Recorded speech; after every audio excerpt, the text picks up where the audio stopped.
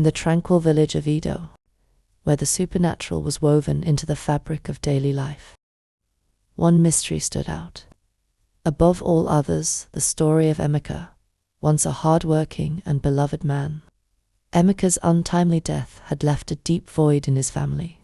His funeral was grand, his burial marked with traditional rites to honor his life. But as the villagers said their goodbyes, none could have predicted that Emeka's story was far from over. Years after his burial, in a distant city across borders, a man known as Chinedu lived a quiet yet fulfilling life. He was a merchant of modest means, a devoted husband to Amara, and a doting father to 5 children. Despite his contentment, there was one peculiar thing about Chinedu: he never spoke of his past. When asked about his village or family, he would deflect with a smile or a vague answer.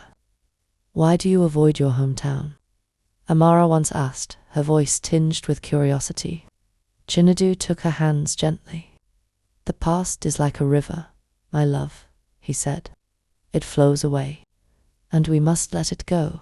Yet, his behavior sometimes raised questions.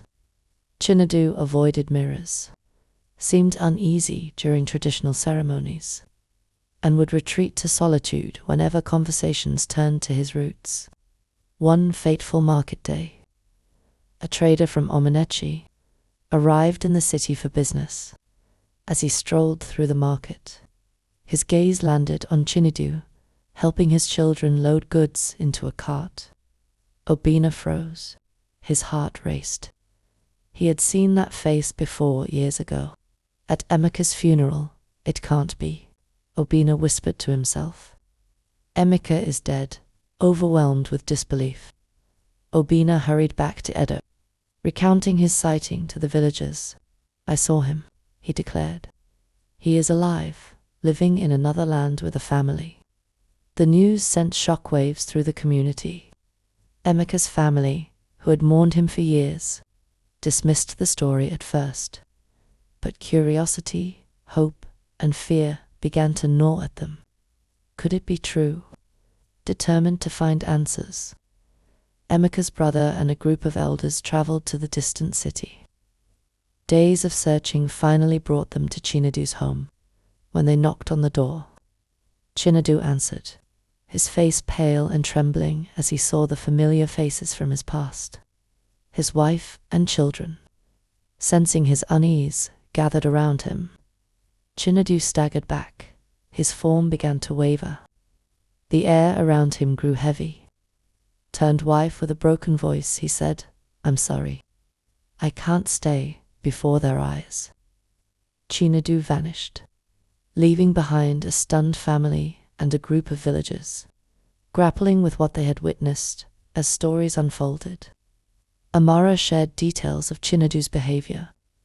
He avoided traditional rites and ceremonies, perhaps fearing his true identity would be revealed. He spoke in his sleep, muttering names she didn't recognize. His love for his family was undeniable, but a sadness lingered in his eyes, as if haunted by something they couldn't see. Did he know he was dead? One elder wondered. Or did he believe this life was real? The village elders consulted, diviners and spiritual leaders, to make sense of what had happened. One elder theorized, Emeka was given a second chance by the gods, perhaps as a reward or punishment. His unfinished task was to provide for a new family, while remaining tied to his old one. Others believed Emeka's return was a result of forbidden spiritual practices. He may have been caught between two worlds. A priest suggested neither fully alive nor dead. The villagers debated endlessly about Emeka's reappearance and disappearance. Some believed the gods had allowed Emeka to live again to test the love and loyalty of those he left behind. Others argued that Emeka had violated spiritual laws and was cursed to roam between worlds until balance was restored. The most philosophical elders suggested that Emeka's story was a reminder to let go of the past and embrace the present, no matter how painful. Amara and her children traveled to Aminechi, desperate for answers. When they met Emeka's first family, the pain of shared loss brought the two families together. The villagers, too, sought to understand the mystery. The elders consulted a powerful diviner, Uzo, who performed a ritual under the ancient Iroko tree. As the flames of the ritual fire danced, Uzo's voice trembled. Emeka was given a second chance by the gods, he revealed, but his return was bound by rules. He could not return to his past, and his identity could never be revealed. By breaking these rules, he has disrupted the balance. As Uzo delved deeper, a sinister truth emerged. Emeka's death had not been natural. Poison had been placed in his food, and his killer had gone unpunished. The gods allowed Emeka to return, not only to provide for his new family, but also to uncover the truth of his murder, Uzo explained. The revelation shocked the villagers. Emeka's brother recalled a bitter dispute Emeka had with a business rival, Okoro, over a piece of land.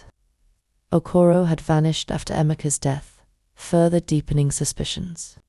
With the help of the city's authorities, the elders tracked Okoro to a nearby village. They approached him under the guise of discussing a land dispute. But when confronted about Emeka, Okoro's demeanor changed. He grew defensive and defiant.